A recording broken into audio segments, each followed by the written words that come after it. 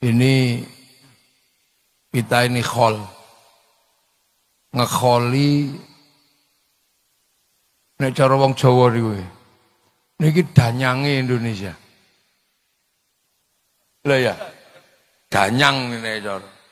Meng danyange Indonesia. Jadi kalau Bung Karno kan menggali Hasanah Nusantara sehingga jadi Pancasila. Nah, khol ini tak galikan dikit, mundur ya. Mundur tak geduk no. Ya, Kairi. Tak geduk no, tak galikan ke belakang. Jadi Bung Karno itu kalau dalam bahasa orang Blitar ini danyang. Danyang Indonesia. Jadi orang dulu kalau bahasa modernnya ya founding fathers, pendiri bangsa. Itu lek Jawane iki danyang. Cuma nek danyang itu biasanya kelas kampung. Kelas desa, pendiri desa itu. Itu danyang. Karena apa? Kita ini jadi khol kayak begini. Ini khol ini.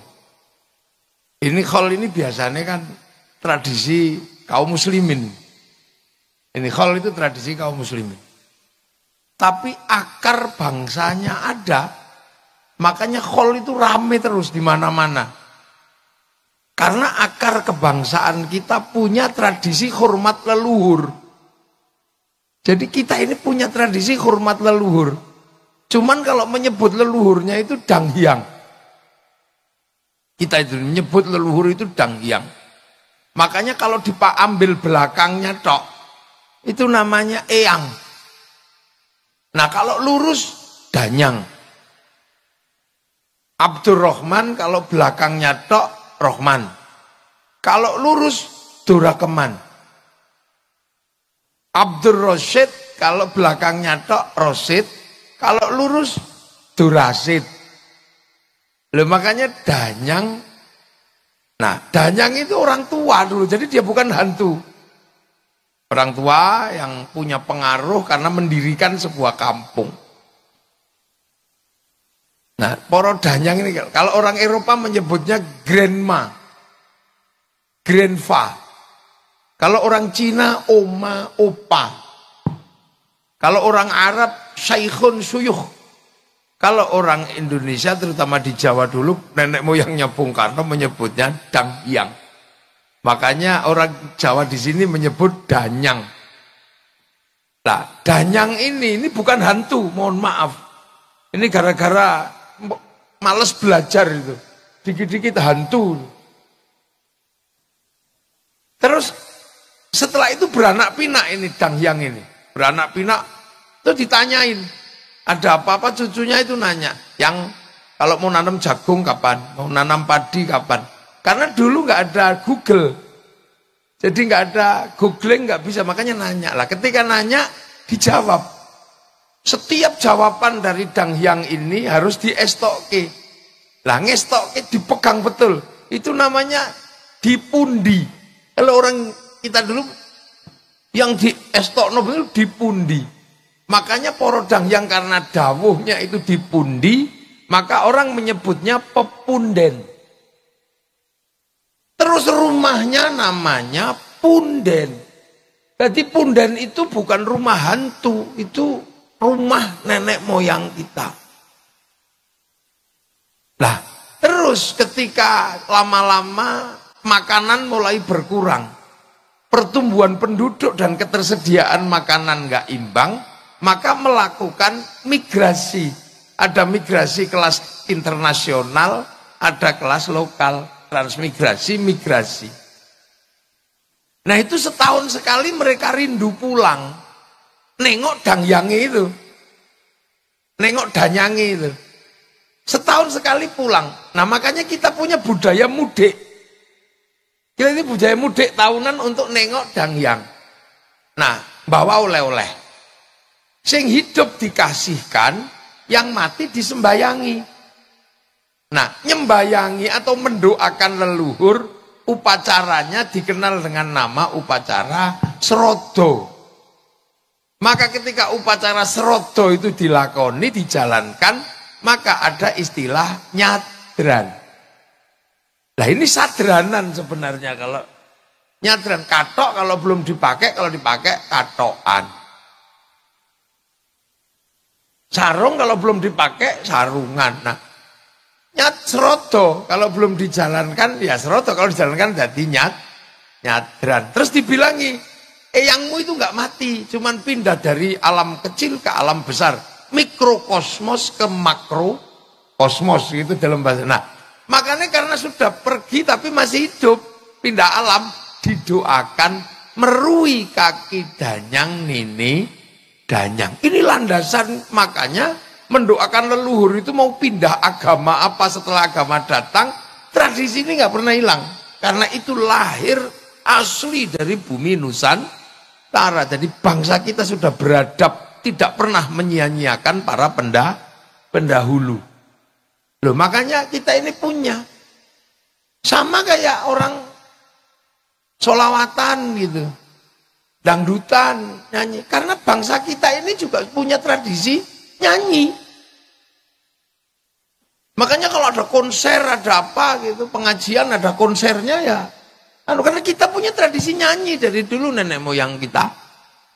Sampai hari ini kan kita punya tradisi nyanyi. Di Jawa misalnya ono semut nyanyi. Semuti rengan anak kebobong kang nyanyi. Weru mentok nyanyi deh.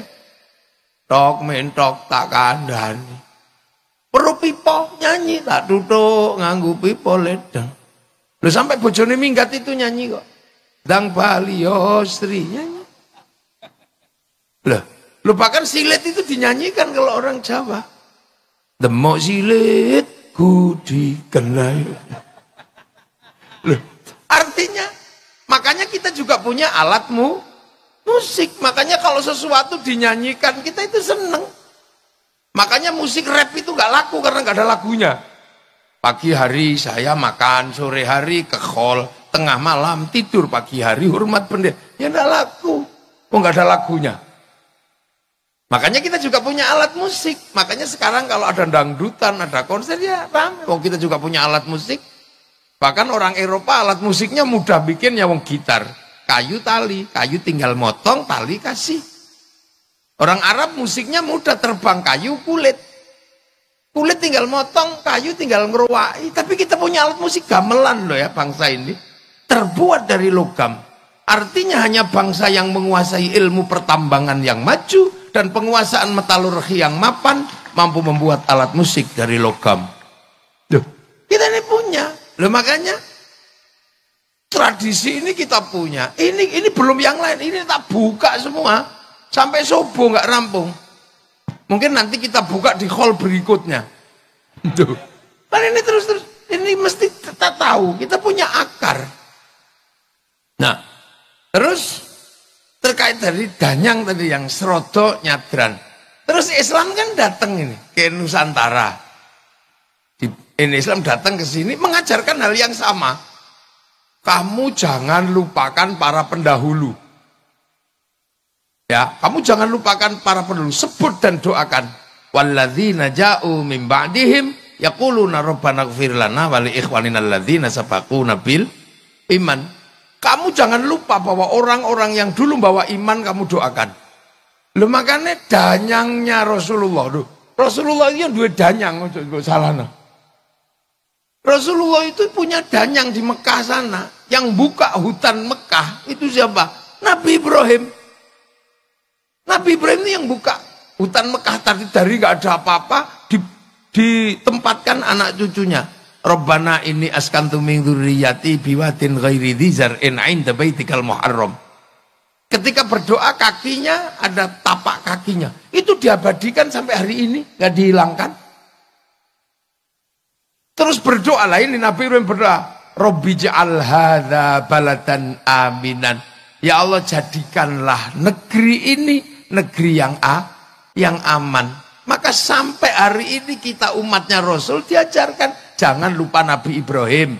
Makanya setelah Allahumma sholli ala sayyidina Muhammad, kita mesti nyebut kama shollaita ala sayyidina Ibrahim wa ala ali sayyidina Ibrahim fil alamina innaka hamidum majid.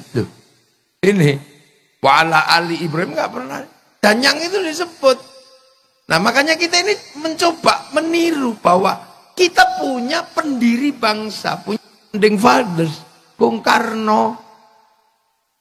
Tapi sejarahnya bisa ditafsirkan oleh banyak. Makanya kalau kemudian wali kota dan keluarga besar mau bikin khol secara terbuka, ini pas. Karena apa? Pendiri Indonesia tidak boleh dilupakan. Founding fathers Indonesia jangan sampai dilupakan. Jangan sampai anak-anak kita ini nggak ngerti. Jangan sampai. Nah, cuman kalau Islam kan tidak, Nabi belum disebut. Makanya kita diajarkan ziarah kubur. Terus di kuburan kita disuruh mendoakan kan gitu. Makanya ada tahlil, ada yasin. Dan diyakinkan orang mati itu nggak mati, masih hidup. La taqulu liman yuqtalu fi sabilillahi amwat bal ahyaun. Masih hidup. Orang-orang meninggal itu masih hidup. Makanya harus kita peringati orang-orang meninggal. Ini di kuburannya, karena kalau enggak nanti makamnya ganti. Namanya berubah, kita ini bisa repot. Harus dijelasin. Terus diajarkan karena masih hidup, diajarkan apa? Ila hadrati ila ruhi. Terus Islam mengajarkan orang mati bawakan makanan yang banyak. Makanya Pak Iben menyiapkan makanan banyak, 5.000 tumpeng. Tapi jangan dibawa ke kuburan Bung Karno. Kita makan sendiri. Biar jadi sodakoh. Makanya kemudian muncul istilah sodakoh untuk memberikan apa? Kiriman kepada orang yang sudah meninggal. Sehingga serodo nyadran, klebon kemasukan istilah sodakoh. Maka kemudian ada istilah sedekahan. Sodakoh dijalankan jadi sedekahan. Berhubung sing meninggal wis di dalam bumi, maka kemudian juga ada istilah sedekah bumi. Begitu ada makan, kiainya pasti doanya Allahumma barik lana, Allahumma barik lana, Allahumma barik lana. Lah kok tiba-tiba setiap ada makanan, kiainya datang doanya Allahumma barik lana. Maka kemudian karena burak-barik, akhirnya makanan datang, ada yang menyebut barian, ada yang menyebut baritan. Ini menyebut barian, ada yang menyebut baritan. Nah, makanya kita alhamdulillah kita juga diajarkan jangan melupakan sejarah masa lalu. Intinya khol itu apa? Jas merah, kata Bung Karno. Jangan sekali-sekali sampean melupakan sejarah. Tapi intinya orang yang sudah meninggal kita doakan, kita sedekahi. Tadi sudah didoakan, disedekahi. Baru setelah itu kita bicara manakib atau sejarah orang yang meninggal. Tadi sekilas disampaikan sejarahnya Bung Karno. Tapi Bung Karno ini kelasnya kelas nasional, bahkan kelas internasional. Bung Karno ini bukan kelas lokal, beliau kelas internasional. Makanya sampai coba jalan ke Maroko sana. Itu ada jalan Soekarno. Di Kuba ada. Di daerah perang, daerah Peshawar sana ada nama Bung Karno. Bahkan sampean kalau mengaku Indonesia gitu ziarah ke makam Imam Bukhari, orang tahu oh ya Indonesia, Soekarno jalan. Bahkan sampai di Mekah ada pohon Soekarno. Jadi Bung Karno ini kelasnya kelas internasional. Karena apa? Karena nation state yang beliau bangun berjejer dengan nation state negara lain. Karena Bung Karno yang pertama berbicara bagaimana membangun bangsa. Ini gimana cara membangun bangsa? Karena bangsa kita ini kan sudah bangsa yang sudah utuh, sudah kuat. Sebagai nation kita ini sudah jalan sebagai bangsa. Kita mengenal bangsa Singasari, kita mengenal bangsa Majapahit. Bahkan bangsa kita bukan bangsa yang main-main. Makanya Bung Karno tidak pernah melepaskan bagaimana menggali masa lalu. Karena kita punya kekuatan untuk bikin bangsa dan negara. Berbicara tentang strategi politik, kita punya kitab Negara Kertagama. Kita punya pelajaran bagaimana membangun Majapahit yang beraneka suku, beraneka ragam. Kita bisa baca dari situ. Jadi kita mungkin sebelum kita baca bagaimana masa lalu Cina, masa lalu Afrika, kita sudah punya masa lalu. Kita punya negara. Tahun 300 kita punya negara namanya Kutai Kartanegara. Tahun 500 kita punya kerajaan Kanjuruhan di Malang, sekitaran Blitar. Tahun 600, 500 dikit kita punya kerajaan Kalingga dengan Ratu Sima. Di Palembang abad ke-7 sudah ada Sriwijaya. Jadi kita komplit. Ketika Rasulullah lahir tahun 600, 571, kita sudah punya negara. Bahkan ketika dunia luluh lantak oleh Mongolia tahun 1250, sehingga Arab jatuh ke Mongolia, Cina jatuh ke Mongolia, Eropa jatuh ke Mongolia. Maka ketika Mongolia mengarahkan armada multinasionalnya ke Nusantara, apa kita takut sama mereka? Enggak. Apa yang terjadi? Kita lawan mereka. Kertanegara motong kupingnya Menci, sehingga mereka mendatangkan pasukan, dilawan oleh ekspedisi Pamalayunya Kertanegara. Hasilnya apa? Mongolia kalah di Selat Malaka. Satu-satunya bangsa yang pertama kali mampu mengalahkan Mongolia itu bangsa Nusantara, namanya Singasari. Jadi makanya jangan heran ketika Belanda kok ngajak perang, rampung. Salahnya Belanda itu ngajak perang. Salahnya penjajah itu ngajak perang. Lupa bahwa bangsa ini jago perang. Coba kalau Belanda itu tetap stabil dengan perdagangan, mungkin kita nggak akan merdeka. Belanda itu strategi tetap dengan gaya VOC gitu ya. Terus misalnya dagang, ya rugi-rugi dikit, atau badi-badi dikit. Mungkin kita juga masih dengan politik divide et impera. Tapi begitu dia ngajak kelahi, dia lupa bangsa ini dari dulu tukang kelahi. Makanya jangan sekali-sekali kita ngajak kelahi orang Indonesia. Habis sampean. Loh ya kan? FPI begitu ngajak kelahi, habis sama bangsa Indonesia. Tadinya aman-aman saja karena gak ngajak kelahi, maka bangsa ini jangan diajak kelahi. Karena begitu sekutu ngajak kelahi di Surabaya, apa bangsa ini takut? Enggak. Dan sebagai catatan, satu-satunya bangsa yang merdeka karena perang dengan penjajahnya hanya Indonesia. Jadi salahnya Belanda, jangan ngajak gelut. Makanya kalau di Indonesia ada orang kok dikit, gitu, ya mesti kalah mungkin ini tukang gelut cili-cili. Ya tak, Surabaya kalah cacak menang cacak.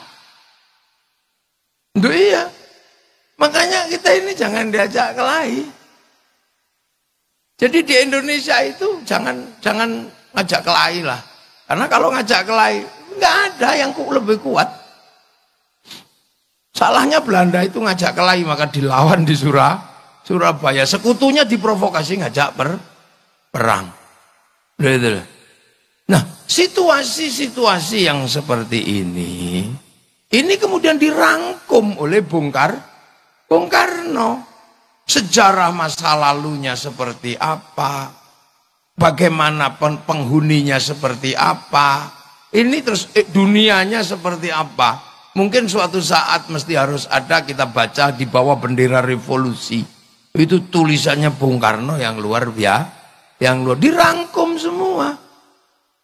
Nggak ada satupun yang nggak dirangkum oleh Bung Karno. Mulai dari gerakan musik ya dirangkum di situ. Musik ngakek-ngok aja dipikir sama Bung Karno. Iya kan? Kemudian Islam Sontoloyo sudah dipikir sama Bung Karno. Jadi Bung Karno, Elvis Presley udah dipikir, Bung Karno mikir. Jadi Bung Karno ini kadang kalau kita baca ini orang memang tidak pernah mikirkan dirinya Sendiri. Mau apa aja dipikir. Makanya ketika Bung Karno itu memikirkan sesuatu yang besar, ini Bung Karno menjadi traffic daripada nation state. Lalu lintas politik, lalu lintas ekonomi, lalu lintas agama bisa ditampung oleh Bung Karno. Kiai ngomong hanya ngomong agama. Politisi hanya ngomong politik. Budayawan hanya ngomong budaya. Tapi nation state butuh struktur yang paling mapan untuk menjadi traffic daripada pembicaraan seluruh anak bangsa. Dan itu ada pada Bung Karno. Itu bedanya. Makanya sampean kalau mau jadi orang sekelas Bung Karno harus bisa menjadi traffic semua kepentingan. Kalau kemudian lalu lintas yang bisa lewat di kamu cuman orang yang seneng artis tok, ya kamu nggak akan ketemu dengan orang yang seneng patung. Orang yang seneng patung nggak akan lewat kamu karena kamu nggak suka patung. Orang yang seneng musik nggak akan lewat kamu karena nah Bung Karno ini bisa menjadi traffic dari semua kepentingan bangsa. Walaupun beliau lahir dari politik etis, di mana Belanda memberikan hak pada pribumi untuk sekolah. Dulu itu. Nah ini Bung Karno. Jadi ditinjau semua sama Bung Karno. Sejarahnya seperti apa gitu. Nah itu butuh. Nah untuk kebutuhan itu makanya kita bisa melihat Bung Karno berani mengambil sikap. Dan monggo Bu Sukmawati monggo.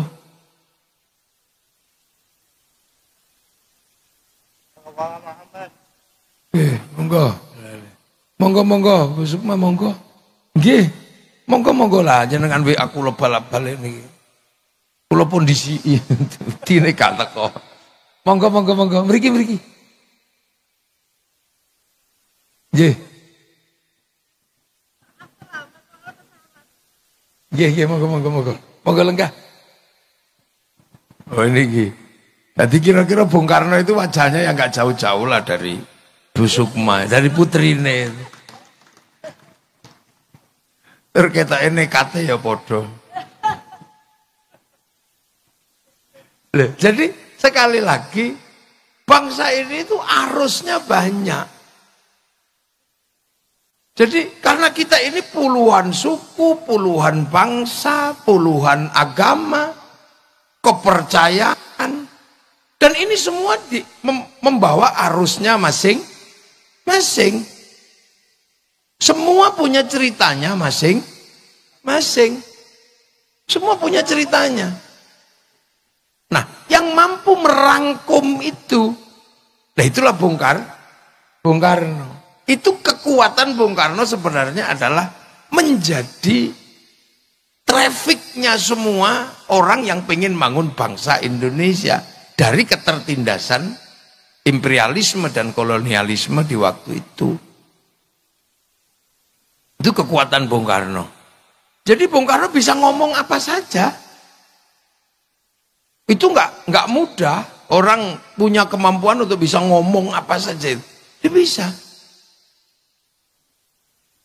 Dan itu kita bisa baca di bawah bendera revolusi. Sampean juga sama.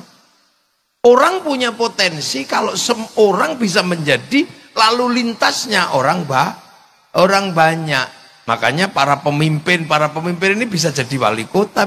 Itu ya trafficnya orang banyak. Partainya banyak. Alirannya banyak.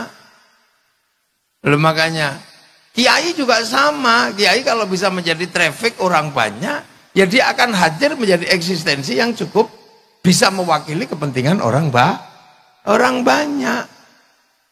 Di zaman itu Bung Karno bisa. Nah itulah makanya ada istilah beliau ini pendiri. Makanya orang nggak komplain ketika Bung Karno yang akan baca proklamasi. Orang nggak mungkin karena merasa semua terwakili. Semua merasa diwakili oleh Bung Karno. Yang kelompok agama diwakili, kelompok modernis diwakili, kelompok ini diwakili. Sehingga bisa merangkum itu semua. Nah, rangkuman itu kemudian kita bisa lihat, yang paling kita pahami rangkuman dari apa yang terjadi traffic itulah yang kemudian kita kenal dengan Pancasila. Itu rangkuman Bung Karno. Bahwa di Indonesia orang tidak mungkin menjauhkan diri dari Tuhan. Apapun Tuhannya, apapun kepercayaannya, orang Indonesia nggak mungkin tidak bertuhan. Dan sejarah bangsa ini tidak pernah melepaskan dan meletakkan Tuhan menjadi kelas 2. Tuhan menjadi kelas 1. Semenjak zaman lahir agama kepercayaan, yang namanya kapitayan itu Tuhan sudah tertinggi. Tan keno kinoyo ngopo. Kedatangan Hindu, Tuhan juga tetap tertinggi. Makanya kasta yang ngomongin Tuhan itu kasta tinggi. Namanya Brahmana. Dia bukan kasta kelas 2, dia kasta kelas 1. Tuhan tetap yang tertinggi. Loh, makanya ketika merangkum ini semua, jangan pernah sekali-sekali orang Indonesia melupakan landasan Tuhan. Makanya nomor 1 itu ketuhanan.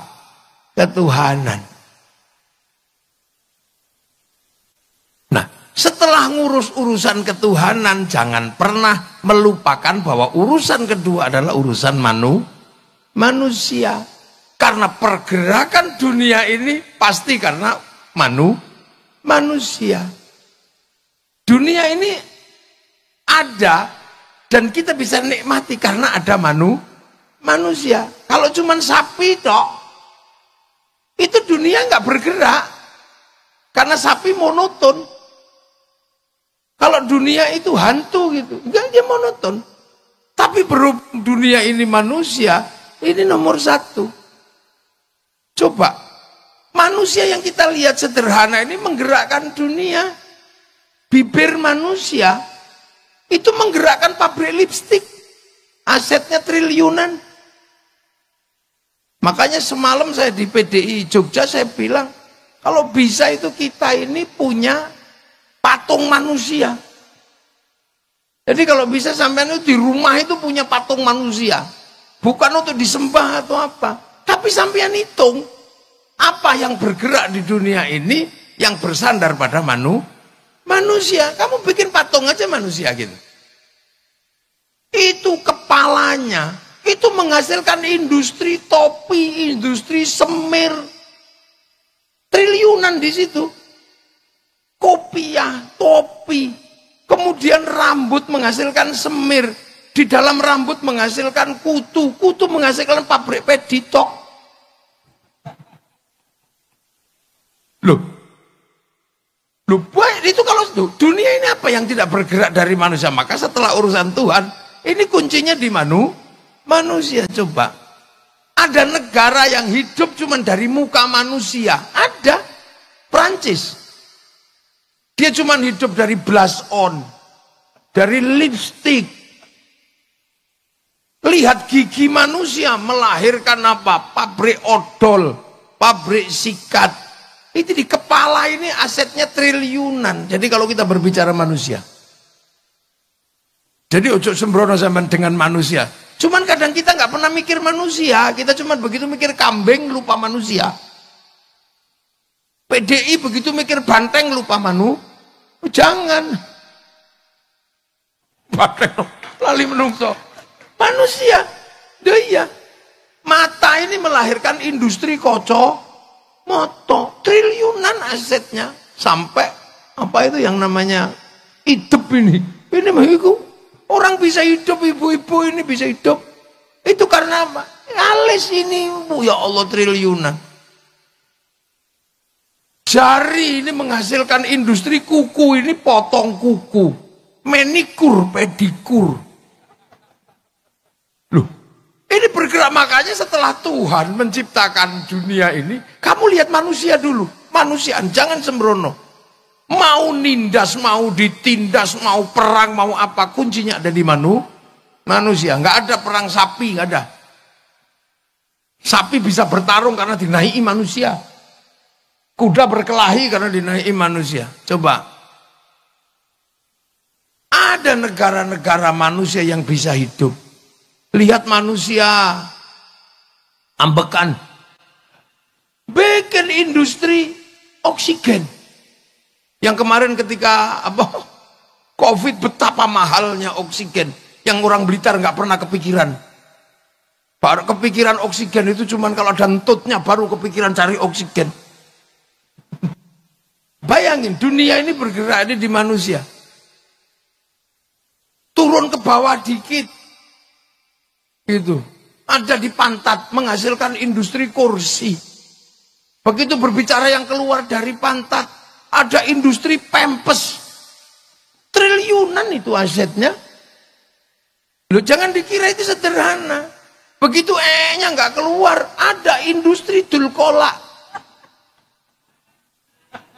Begitu keluarnya terlalu lancar, melahirkan industri pabrik obat mencret. Diapet. Terus stop lu. Modio lu. Coba sampean. Naik dikit bagian depan menghasilkan industri kondom. Loh, coba. Loh, itu industri, jadi dunia ini bergerak itu di situ. Makanya kemanusiaan ini tidak boleh sampean tinggalkan setelah urusan Tuhan. Dan setelah itu sampean harus mikir, makanya para pemimpin kepala daerah ini harus punya patung. Pak Ibin, lho santri kula niku Ibin niku. Kula sing ngomong niku mbiyen ning Jogja. Saiki dadi wali kota ya wis. Top. Dadi muridku wis ono sing dadi wali kota. Top, makanya berapi-api. Berdemonstran niku. Lho jadi coba, apa yang tidak ada dari manusia coba? Ada syuting. Itu syuting. Itu kenapa? Karena manusia pengen gambarnya ada. Ada rokok karena manusia ngantuk.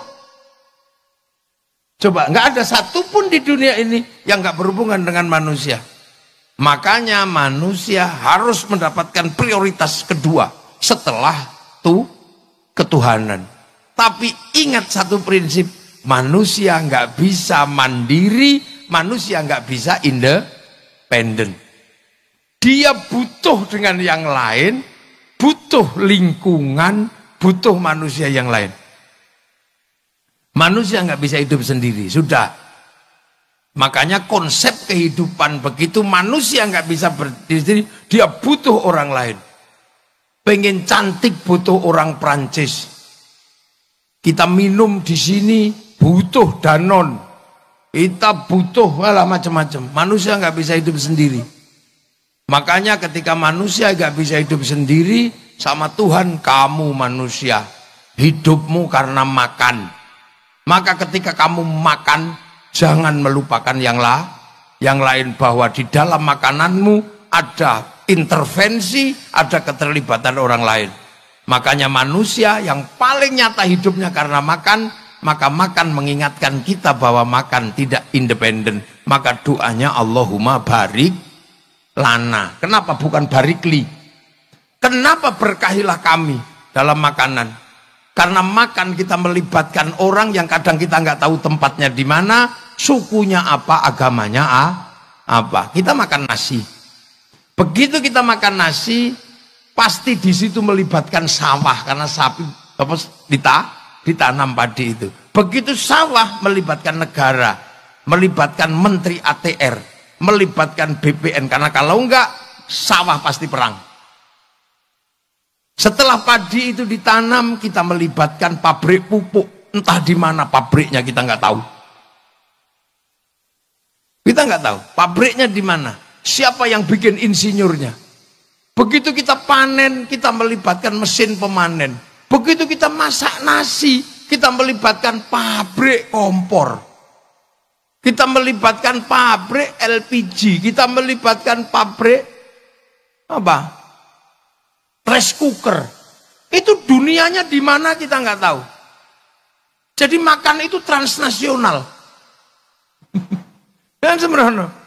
Begitu nasi itu ada di piring, kita melibatkan pabrik piring. Begitu kita makan ada bumbunya. Yang nanam bumbu di mana kita nggak tahu. Yang nanam bawang di mana, yang nanam merica di mana. Begitu kita makan enak, bumbunya karena dikasih garam. Yang bikin garam kampungnya Pak Said Abdullah ini, Madura. Dan kita kadang curiga sama orang Madura ketika bikin garam. Kita curiga, jangan-jangan ditambah garamnya itu kencing dia. Makanya orang Jawa curiga karena takut dikencingi, maka produknya dikasih nama uyah. Karena khawatir pas bikin nguyuh. Oh jangan-jangan pas bikin uyah nguyuh. Makanya dibikin uyah sama uyuh. Kira-kira, tapi kalau enggak ya syukur. Ini di mana kita nggak tahu. Setelah kita makan kemudian kita ngambil anggur merah. Anggur merah bukan tanaman Indonesia. Lihat kalau nggak Cina, New Zealand, Australia, Amerika. Itu berarti apa? Butuh impor. Kalau berbicara impor berarti butuh negara. Negara menunjuk Menteri Perdagangan. Menteri Perdagangan menunjuk eksportir, importir. Di situ pasti ada bill of lading, ada letter of intent. Ada obligasi. Loh, aja mbok kira menungso itu tanpa persatuan urip, ndak mungkin.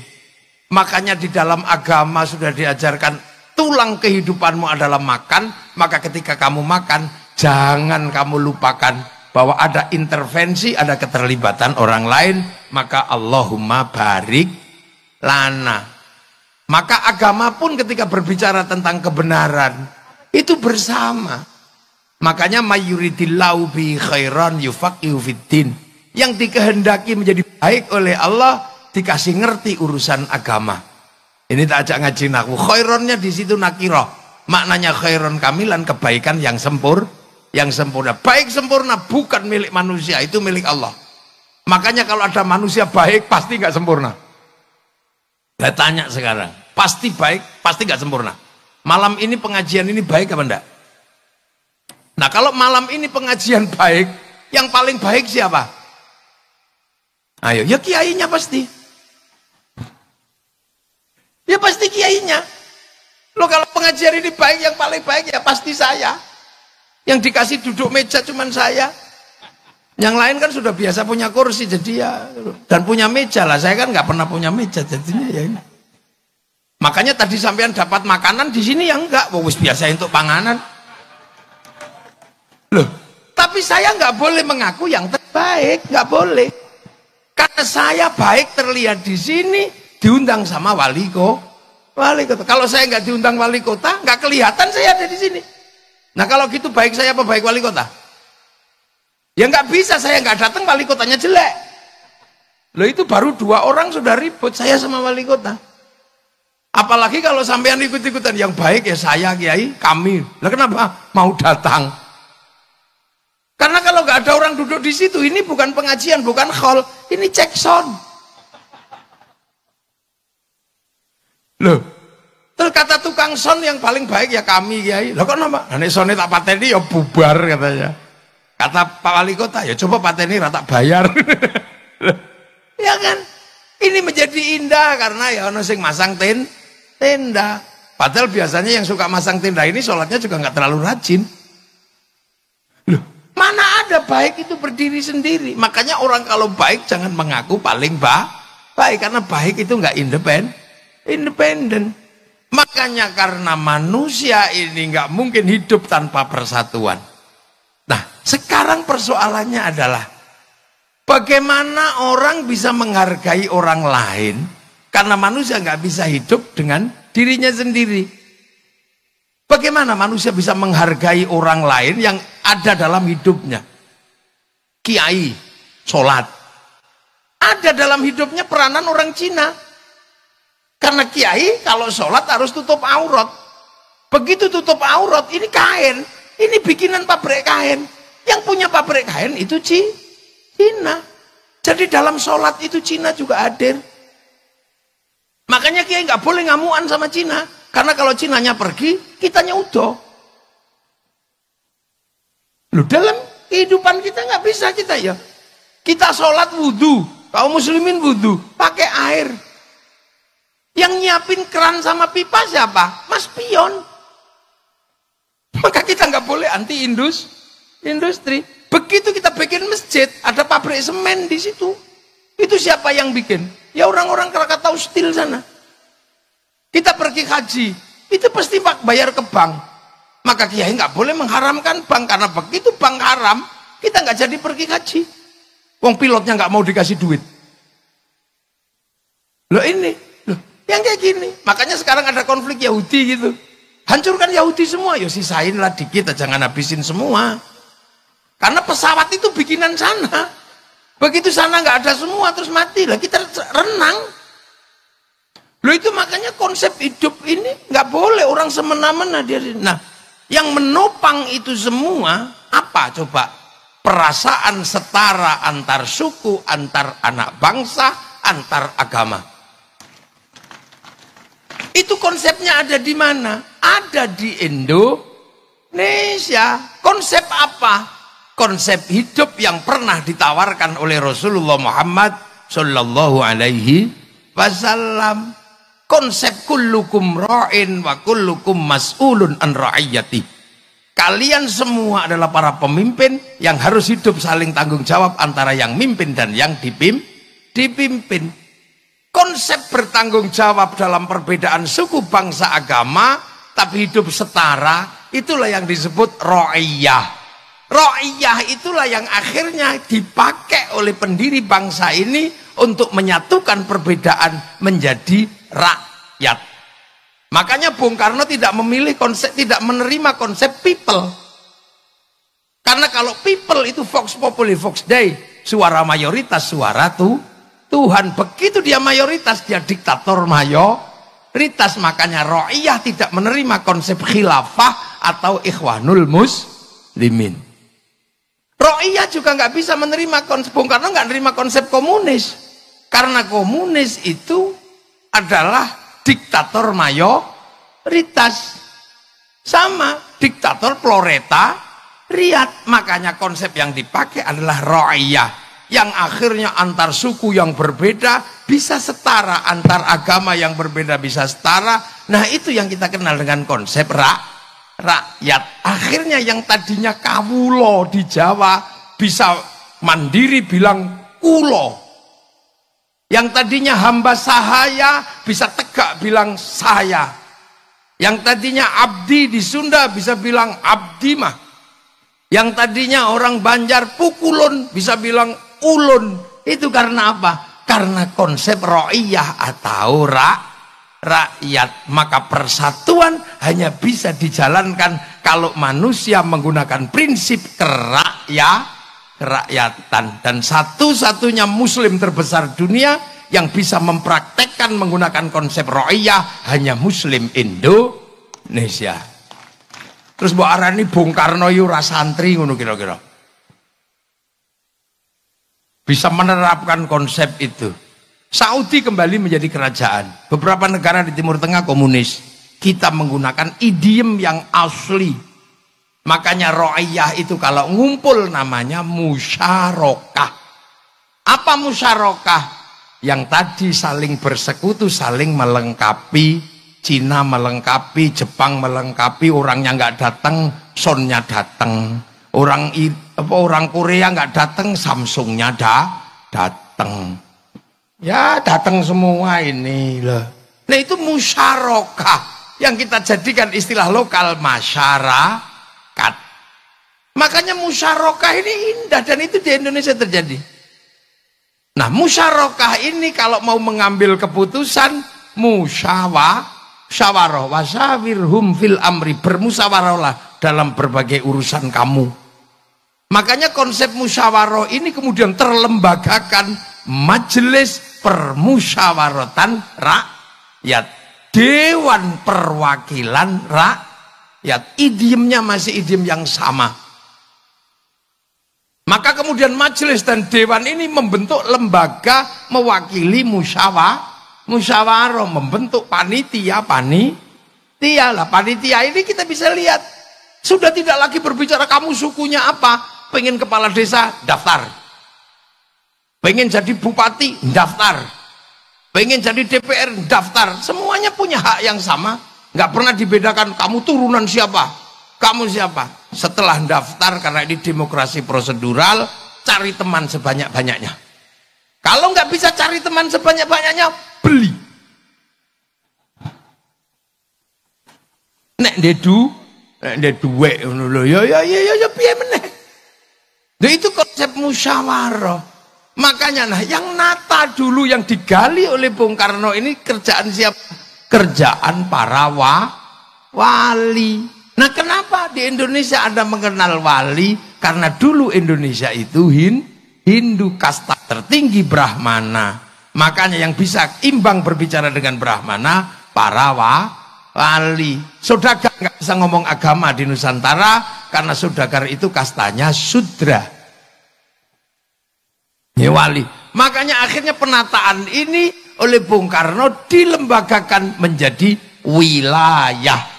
Al-wali, al-wilayah. Jadinya apa? Konsep ra'iyah, musyarakah, musyawarah menjadi wilayah yang disebut NKRI, Negara Kesatuan Republik Indonesia. Hasilnya apa? Arab satu bangsa pecah puluhan negara, Cina satu bangsa pecah puluhan negara, Afrika satu bangsa pecah puluhan negara. Kita puluhan suku bangsa agama mampu bersatu dalam satu negara kesatuan Republik Indonesia.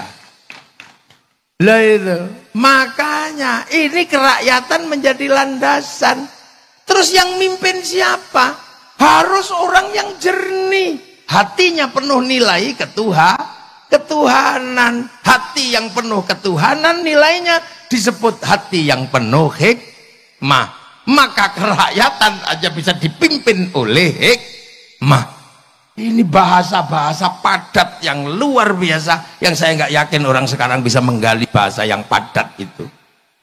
Oleh hikmah, kebijaksanaan. Ingat, kebijaksanaan. Karena apa?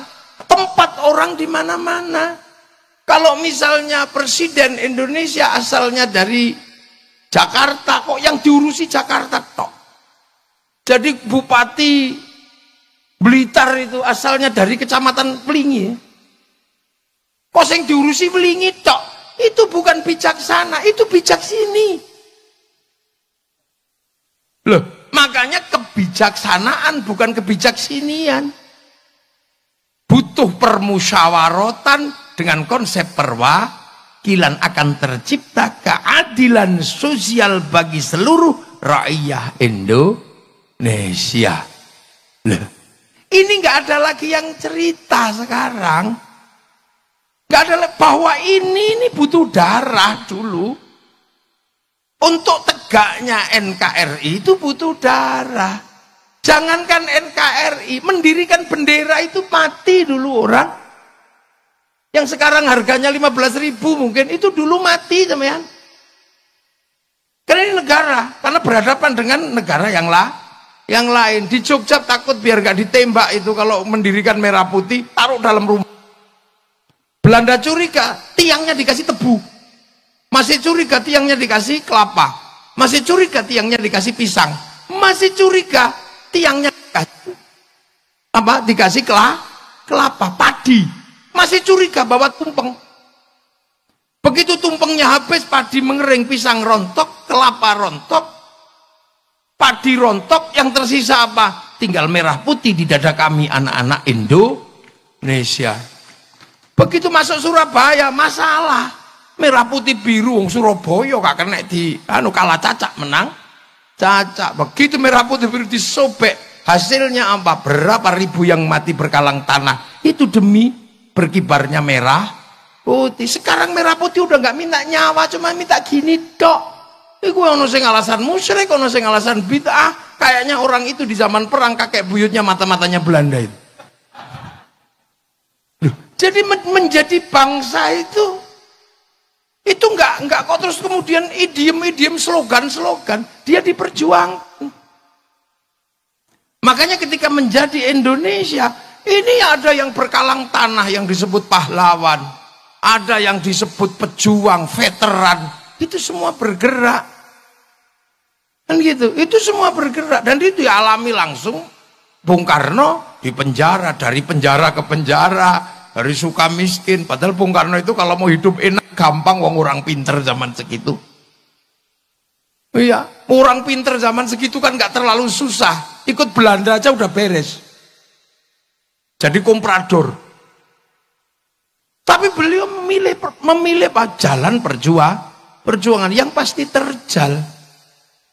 Ditopang oleh beberapa kekuatan, ayo. Trafik yang berbeda-beda memerdekakan bangsa. Pakai Pancasila. Nah ini nggak ada yang cerita sekarang. Amerika itu konsen dengan cerita seperti ini agar bangsanya tetap dikenang sebagai masa lalu oleh anak-anak masa depan. Kita bisa lihat betapa mereka konsen di film Hollywood, mulai dari Wild West sampai The Last of the Mohican. Dia ceritakan, bayangkan, diganggu sama Vietnam, dia bikin Rambo 1 sampai 6. Bangsanya diganggu secara spiritual oleh Cina, dia bikin American Shaolin, American Kung Fu. Diganggu sama Jepang, dia bikin American Samurai, American Ninja. Bahkan samurai terakhir dari Amerika namanya Tom Cruise dalam film The Last Samurai. Loh, mereka jelaskan gagal dengan apa? Saddam Hussein, Hot Shot 1, 2. Gagal dengan terorisme, bikin 12 strong. Ini tercatat, mereka ceritakan semua. Cina, mana dia berhenti menceritakan ular putih sampai ular hijau. Dari Wung Fei Hung sampai Sun Gokong, dia ceritakan. Karena tahu bahwa bangsa ini nggak boleh melupakan sejarahnya. Dia ceritakan, Jepang, lebih berat lagi ini Jepang. Karena semangat membangun bangsa dengan menanggung beban luar negeri namanya dumping. Semangat Bushido diceritakan. Semua diceritakan mulai Oshin sampai rezim Tokugawa dan restorasi Meiji runtuh. Diceritakan dengan epik yang luar biasa dalam sebuah cerita Samurai X dengan tokohnya Rurouni Kenshin. Loh, ini dibangun. Malaysia, pernah nggak sampean bayangkan bahwa Malaysia sedang mencoba menceritakan bangsanya? Dia kembalikan bangsa Malaysia, orang Melayu kepada si Upin dan si Ipin. Si Ipin dan si Upin nggak boleh lupa, fundamen bangsa Malaysia ada keterlibatan orang India. Maka kenalkan si Upin dan si Ipin dengan anak kecil namanya Jarjit. Dia nggak boleh ribut dengan anak-anak Cina, kenalkan Mei Mei. Dia nggak boleh ribut dengan anak Indonesia, kenalkan Susanti. Loh, ini bangsa lain kerja. Malaysia, Korea menceritakan apa? Dia ceritakan dari meja makan dengan derai air mata namanya drakor. Hasilnya apa? Dominasi finansial, kemandirian bangsa mereka dimulai dari membangun apa? Glorifikasi bangsanya masing-masing. Amerika mengeluarkan sejarahnya, produk Amerika masuk ke Indonesia laku semua. Mulai dari celana jeans sampai McD sampai segalanya laku karena glorifikasi mereka berhasil. Glorifikasi orang Jepang membuat produk-produk Jepang laku di seluruh dunia.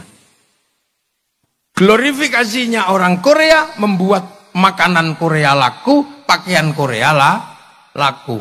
Dan terakhir, tragis sekali. Saya ini generasi 90-an. Generasi rock. Iya, generasi rock generasi saya itu.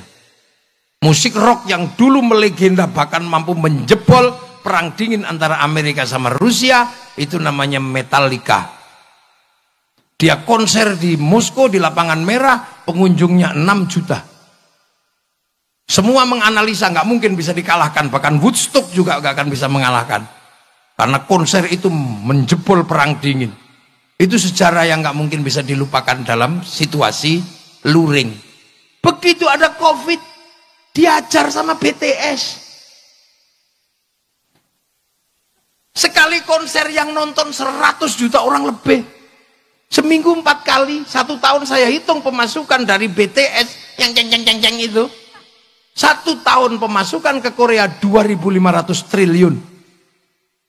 kalah korupsinya Wilmar yang cuman 11. Loh, ini duit semua sampean, jangan dikira. Loh gitu. Makanya waktu itu Bung Karno begitu jadi bangsa, apa yang beliau pikirkan? Berdikari. Mari kita berdiri di kaki sendiri.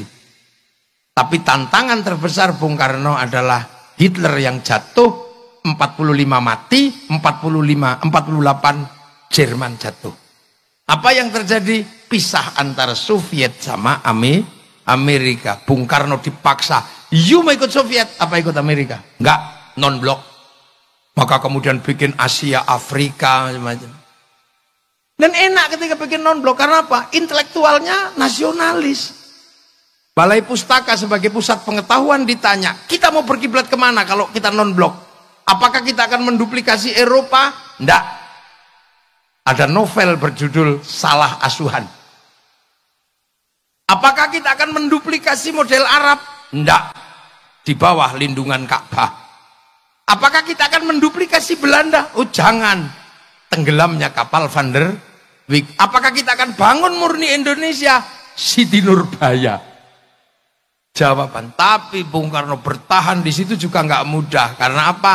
Gelombang industri dunia bergerak menyasar seluruh masyarakat dunia. Akhirnya kemudian hanya bertahan dari 45 mendekati 65. Kemudian bangsa ini ada yang nyelip, membawa apa? Membawa sesuatu dari luar yang akhirnya kita harus apa? Membuka diri karena perubahan yang ada di luar. Masuklah kapitalisme model baru namanya developmentalism. Nah akhirnya ya sudah, Bung Karno terjatuh. Nah dengan berbagai epiknya, ada dinamika PKI, ada dinamika apa. Ini sebenarnya adalah perubahan yang harus ditanggung oleh Bung Karno yang mau bertahan dengan berdikari. Karena tetap mempertahankan konsep marhen. Punya sawah sendiri, dikelola sendiri, itu masih bisa. Tapi semakin lama orang hidup seperti itu nggak bisa. Karena di sawah yang tadinya cuma butuh pawon, dapur, butuh kayu, sekarang butuh kompor gas, itu industri. Sudah nggak bisa begitu. Kemudian beli kompor gas pakai WA. Bu, kirim kompor gas. Begitu WA, yang terlibat adalah Mark Zuckerberg.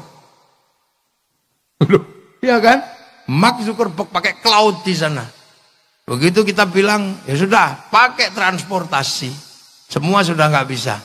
Ini dunia baru, dunia digital. Makanya kita harus mempersiapkan diri menghadapi dunia digital. Ini harus kita hadapi. Ketahanan digital. Yang paling mungkin nanti saya pesan kepada bapak-bapak yang dari Jakarta, ketahanan digital harus dimulai dari mana? Dari ketahanan kita memperjuangkan coding dan algoritma internasional kita. Kita punya huruf, tapi huruf nasional adalah huruf Latin. Sehingga coding kita, algoritmanya adalah algoritma Latin. Cina nggak mau. Cina menggunakan algoritma sendiri, huruf sendiri masuk dalam domain internasional. Sehingga dia bisa lawan Amazon pakai Alibaba, dia bisa lawan WhatsApp pakai WeChat, dia bisa lawan Facebook pakai QQ Runner. Kita nggak bisa punya ketahanan digital nanti. Itu Pak Ganjar, para petinggi-petinggi negara. Saya cuman usul aja, wong saya cuman bisanya nggak raja. Algoritmanya itu algoritma Abjadun Hawazun. Lah ya, ini negara. Nah, Bung Karno menghadapi problem di situ.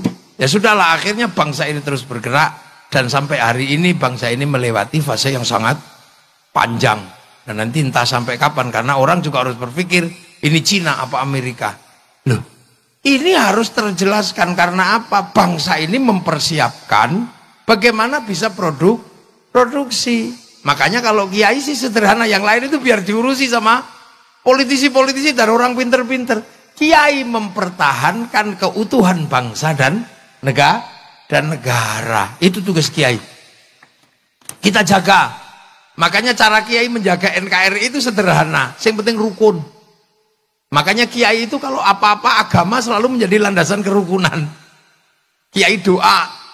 Ya biar rukun. Doanya bareng kiainya yang doa, santrinya amin, amin, amin, amin, amin gitu. Yang lain sudah nggak mau doa bareng-bareng, doa sendiri-sendiri gitu. Santri kiai enggak, karena santri kiai bagian dari perjuangan NKRI. Maka kalau doa tetap bareng-bareng. Begitu yang doa kok tambah banyak, diajak ke alun-alun Blitar. Namanya istighosah. Akhirnya ro'iyah ngumpul, rakyat semuanya ngumpul. Yang ngaji datang untuk ngaji, yang jual bakso datang untuk jual bakso. Kerukunan terjaga, roda ekonomi berputar. Itulah yang bisa kita lakukan. Belum makanya kiai itu sholawat. Ya nggak sendirian.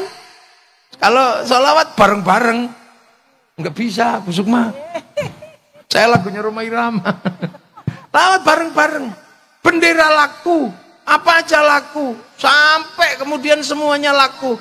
Roda ekonomi berputar, kerukunan terjaga. Peringatan Maulid Nabi, kita kumpul di mana? Kita keluarin uang, iuran. Setiap bulan santri iuran, bikin kegiatan bersama yang sifatnya apa? Edukasi publik, kerukunan terjaga, roda ekonomi berputar. Makanya santri-santri ini nggak punya uang. Pondok-pondok jelek-jelek, bikin WC aja angel.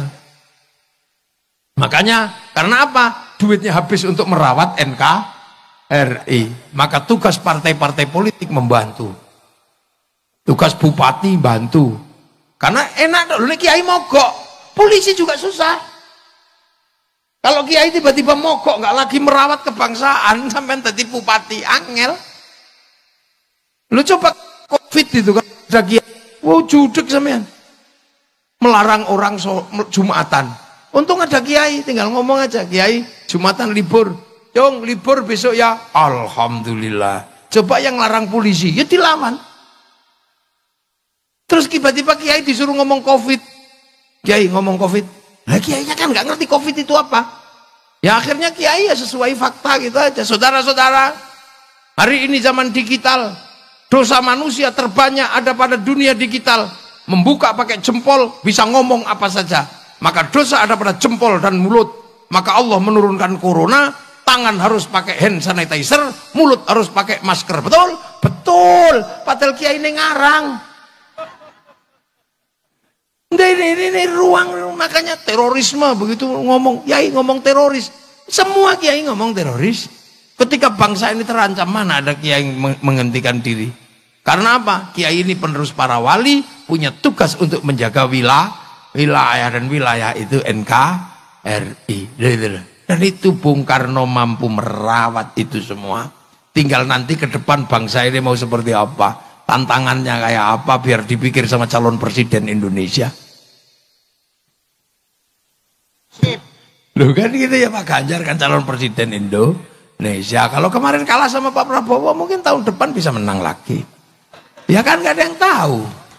Kayak Pak Jokowi, Pak Prabowo kalah, maju lagi, kalah lagi, maju lagi, menang. Penjenengan masih muda aja kok. Kalau 3 kali kalah ya 4 kali. Sak menangin. Lah ya, santri-santri ini kan yang penting bagaimana NKRI ini terjaga. Makanya jangan salah bahwa konsep kebangsaan ini sinergi antara yang dibangun oleh Bung Karno dengan nalar bangsa Indonesia karena digali dari masa lalu ya, amma ba'du. Dan ini baru mukaddimah saya. Loh kiai itu kalau ngaji kan pakai amma ba'du. Kalau sudah amma ba'du berarti pembukaan selesai. Saya belum mulai ngaji nih. Tapi kalau bisa tahun depan Pak Iben ada sapi yang dipotong. Beli sapi lah wong kol Bung Karno kok tumpeng tok gak ono sapi ini. Loh iya kan. Oh Pak Said yang mau beli sapi tahun depan. Iya, masak kaldu. Oke. Ya jadi gitu. Jadi kita ini kadang tidak lagi ada yang menceritakan kita punya masa lalu. Kita punya Bung Karno gak ada yang menceritakan. Hari ini anak-anak sudah nggak tahu di bawah bendera revolusi. Sementara orang Soviet, orang mana masih tahu das kapitalnya. Marx masih tahu. Orang Jerman, orang Prancis masih ngerti Levi Strauss, Montesquieu masih ngerti. Orang Yunani masih ngerti Platonis. Nah, kita tiba-tiba nggak ngerti apa-apa. Punya ayam jelek bagus dikit, ayam Bangkok. Punya rambut hitam di merah-merah. Akhirnya jadi LKMD Londo Komeng Dasi. Nah itu semangat Bung Karno, itu semangat untuk mempertahankan bagaimana bangsa ini bangkit. Karena nanti produksi butuh konsumsi. Konsumsi terbesar itu berbanding lurus dengan rasa cinta pada bangsa dan negara. Makanya kita ini ngomongin bangsa dan negara, ngomongin Bung Karno. Semoga malam hari ini bermanfaat dan nanti bisa kita lanjutkan pada call berikutnya. Assalamualaikum warahmatullahi wabarakatuh.